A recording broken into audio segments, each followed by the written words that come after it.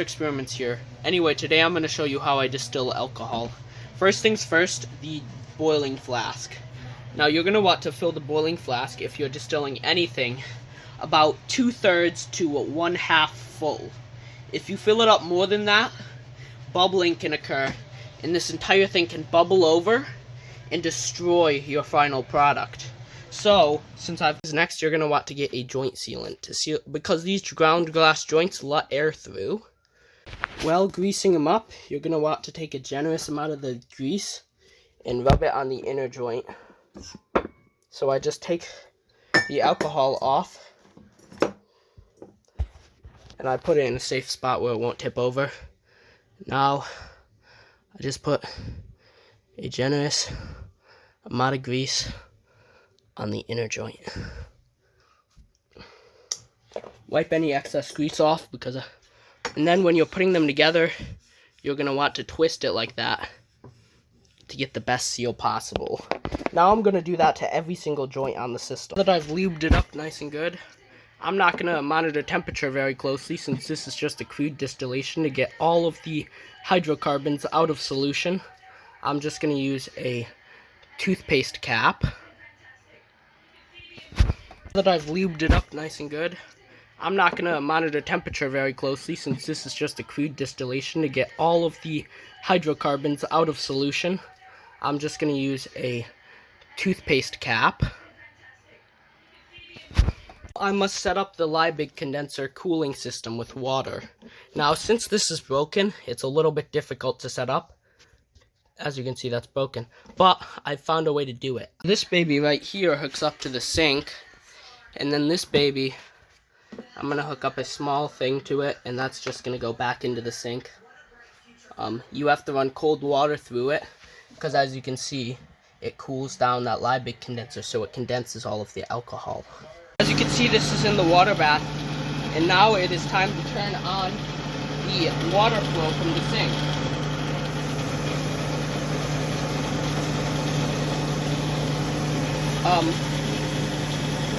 I hooked it up to this thing so that I can get the temperature perfect before I turn it on. As you can see, I'm just going to use it like this and run water through it occasionally.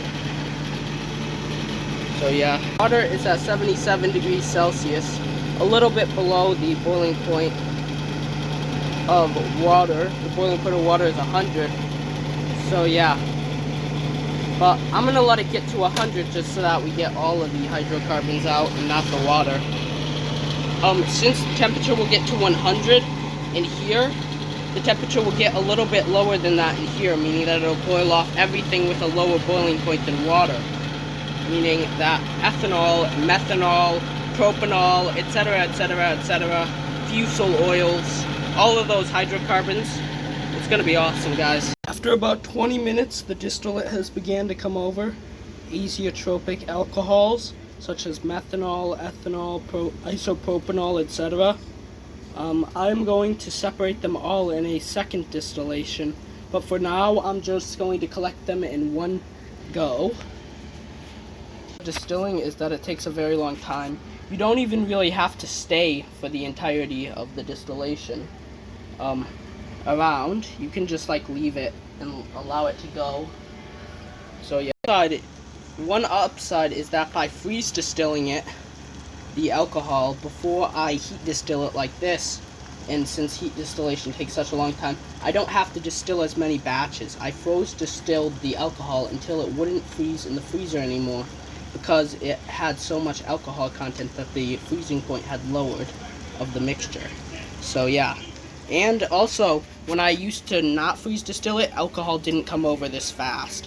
It was much slower. So yeah, freeze distilling has really helped to speed up the process of heat distillation. That's why I do the freeze distillation first. Occasionally pumping this up full of water so that it doesn't get too hot. It's nicely cold right now because I just pumped it, but it gets kind of warm after distilling for a while. So you really gotta keep an eye on that, because the warmer the water in there is, the worse your efficiency of distillation is going to be. Started distilling at around 2 o'clock, and I am going to I'll tell you when I'm gonna finish. I usually just do it by eye, by how much it's distilling over. Since the water doesn't distill it over, since it's a boiling water bath, and the water entropy moving out of the pot would be more than it moving out of the distillation apparatus. It would have less pressure. So yeah. Temperature of this thing can greatly affect the efficiency of alcohol. One sec, I got some Vaseline on my camera, I think. The temperature of this thing can greatly affect alcohol condensation, because the colder it is, the more alcohol droplets I see come over, and that's probably because the fumes just, if it's too warm, the fumes just don't condense. So I have to run this pitcher thing and use the pitcher to like collect it all the time. I wish that I just had a system which was automatic, so I could just leave this thing undisturbed for hours, but actually I've got something to work on anyway.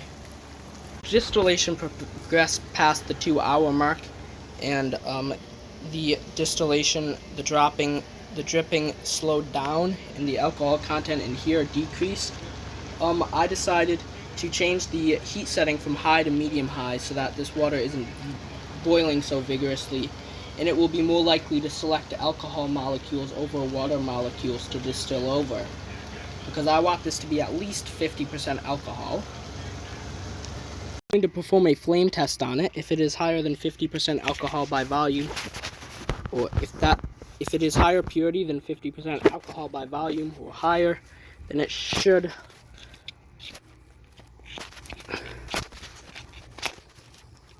light. I put a little bit on here. It lit last time I distilled it. Wow, it's causing the flame to get bigger. I could tell that much. Did you see that? It's light. Ah, crap, look, it's lit. That is higher than 50% alcohol by volume. You can tell by the flame. It's still burning. This is definitely high purity ethanol right here. It just went out, I think. Ah, crap. Yeah, it's definitely higher than 50% alcohol by volume. Higher purity than that, so it is definitely worth keeping, even though I didn't get very much. Last experiments here. Anyway, today I'm going to show you how I distill alcohol. First things first, the boiling flask. Now you're going to want to fill the boiling flask, if you're distilling anything, about 2/3 to 1/2 full. If you fill it up more than that, bubbling can occur, and this entire thing can bubble over and destroy your final product. So, next you're going to want to get a joint sealant to seal, because these ground glass joints let air through. I must set up the Liebig condenser cooling system with water. Now, since this is broken, it's a little bit difficult to set up. As you can see, that's broken, but I found a way to do it. As you can see, this is in the water bath, and now it is time to turn on the water flow from the sink.